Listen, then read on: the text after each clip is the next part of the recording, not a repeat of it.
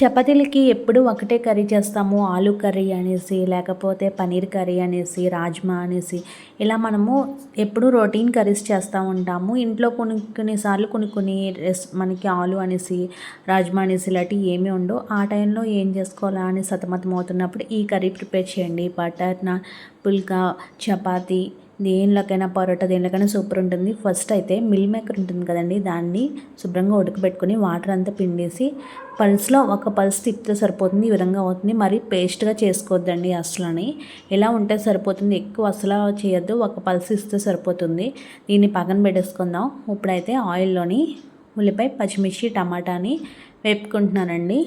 ఇలాగా దీన్ని అయితే మగ్గించేసుకోవాలి. ఇది తొందరగా మగ్గడానికి సాల్ట్ అయితే వేసుకొని దీన్ని గోల్డెన్ కలర్ వచ్చేంత వరకు మగ్గించుకోవాలి. ఇప్పుడు దీంట్లోకి మనమైతే అల్లం వెల్లుల్లి పేస్ట్ లైట్గా వేసుకోవాలండి. మనం తీసుకున్న క్వాంటిటీకి తగ్గట్టు అల్లం వెల్లుల్లి పేస్ట్ వేసుకోవాలి. చాలా సింపుల్ వేలో అయిపోతుందండి. చాలా టేస్టీగా ఉంటుంది. మటన్ కీమాని తలపించే రెసిపీ అని చెప్పుకోవచ్చు. దానికన్నా బాగుంటుంది. ఇప్పుడు మనము రెడీ చేసుకున్న మిల్ మేకర్ని మిక్స్ని ఇందులో వేసేసుకొని దీంట్లో మరి వాటర్ ఎంత పిండేసినా కొంచెమైనదే ఉంటుంది కదండి. ఆ వాటర్ అంతా డ్రై అవ్వాలి. అప్పటి వరకు దీన్ని ఫ్రై చేసుకోవాలి. ఇలా ఫ్రై చేసుకున్నాక ఇప్పుడు దీంట్లోకి తగినంత పసుపు, అదేవిధంగా తగినంత కారం వేసుకోవాలి. దీంట్లోకి లైట్గా నేనైతే గరం మసాలా పొడి వేస్తున్నాను. మీ దగ్గర ఉంటే వేసుకోవచ్చు, లేకపోయినా చాలా బాగుంటుందండి. ఇలాగా ఫ్రై చేసేసుకోవాలి. ఇలా కొంచెం ఫ్రై అయిన తర్వాత మనము లైట్గా వాటర్ వేసుకోవాలి. ఇది తొందరగా అడుగంటిపోతుందండి. మధ్య మధ్యలో కలుపుతూ ఉండండి, ఎందుకంటే ఇది పేస్ట్లా ఉంటుంది కాబట్టి తొందరగా అడుగంటిపోతుంది. ఇలా లైట్గా వాటర్ వేసుకొని లాస్ట్లో దగ్గరికి అయిపోతుంది. సాల్ట్ అది చూసుకున్నాక కొంచెం గీ అనేది వేయండి. గీ వేయడం వల్ల సూపర్ టేస్ట్ వస్తుంది. చపాతీలకు చాలా బాగుంటుంది. నేను ఈ కర్రీ అయితే ప్రిపేర్ అయిపోయింది. ఇప్పుడు చపాతీని కూడా రెడీ చేసేసుకుంటున్నాను.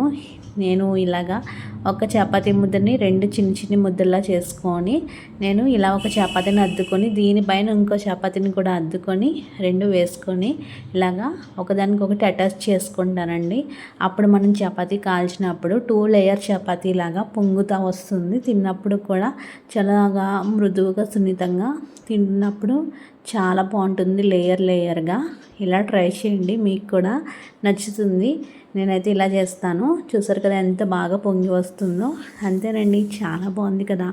ఇందులో నేను చపాతీ కర్రీతో పాటు చపాతీ కూడా ఎలా తయారు చేసుకున్నానో చూపించేసాను. నచ్చిందా మీకు? మీరు కూడా లైక్ చేయండి. ఈ వీడియో మీకు నచ్చితే లైక్ చేసి షేర్ చేయండి మీ ఫ్రెండ్స్ అండ్ ఫ్యామిలీకి. నా ఛానల్ సబ్స్క్రైబ్ చేయడం మాత్రం మర్చిపోకండి. ఖచ్చితంగా కర్రీ ట్రై చేయండి, చాలా బాగుంటుంది. ఇది సోయా చంక్స్తోనే చేసుకోవచ్చు కదండి, ఇంత ప్రాసెస్ ఎందుకంటారా? దానికన్నా నాకు ఇదే టేస్ట్గా ఎక్కువ అనిపించిందండి. దీంట్లో డిఫరెంట్ ఏంటో తెలియదు కానీ టేస్ట్ అయితే సూపర్ ఉంది. నచ్చితే లైక్ చేయండి, షేర్ చేయండి.